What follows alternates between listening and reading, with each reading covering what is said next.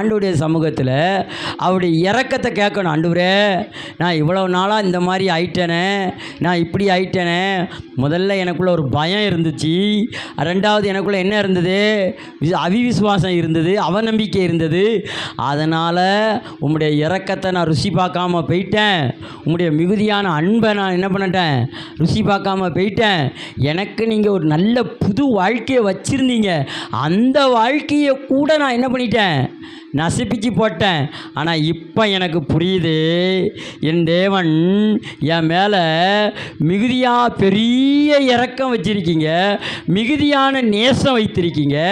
மரித்து கிடந்த என் வாழ்க்கை இனி முடியவே, அது முடியாது இது முடியாது என்று சொன்ன இந்த வாழ்க்கைக்கு ஒரு புது வாழ்க்கையை தேவன் இன்னைக்கு உனக்கு தொடங்குகிறாரு.